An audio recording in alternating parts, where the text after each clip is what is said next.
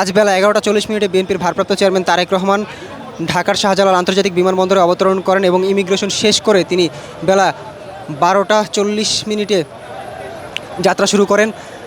আর ঢাকার 300 ফিটে তার জন্য যেই সংবর্ধনা মঞ্চ তৈরি করা হয়েছে সেই সংবর্ধনা মঞ্চে যাওয়ার জন্য, এবং এখানে যে গাড়িবহর দেখতে পাচ্ছেন এই গাড়িবহর বিএনপির ভারপ্রাপ্ত চেয়ারম্যান তারেক রহমানের জন্য, এবং তার জন্য ব্যাপক নিরাপত্তা ব্যবস্থা এখানে জোরদার করা হয়েছে। কিছুক্ষণ আগেই তিনি এখান দিয়ে গাড়ি নিয়ে গিয়েছেন 300 ফিটের দিকে। এইদিকে যে গাড়িবহরটি দেখতে পাচ্ছেন এই গাড়িবহরের একদম সামনের দিকে পুলিশ, র্যাব, সেনাবাহিনীর নিরাপত্তার বেষ্টনী রয়েছে এবং তার পেছনেই রয়েছে তারেক রহমানের একটি লাল বাস। সেই বাস থেকে তিনি নেতাকর্মীদের হাত নেড়ে নেড়ে শুভেচ্ছা জানাচ্ছিলেন এবং নেতাকর্মীরা তাকে শুভেচ্ছা জানাচ্ছিল। এখানে দেখতে পাচ্ছেন নেতাকর্মীদের ব্যাপক উপস্থিতি লক্ষ্য করা যাচ্ছে। এখান থেকে নেতাকর্মীরা এখন যাচ্ছেন 300 ফিটের দিকে, যেখানে তাকে শুভেচ্ছা জানানো হবে, সংবর্ধনা জানানো হবে।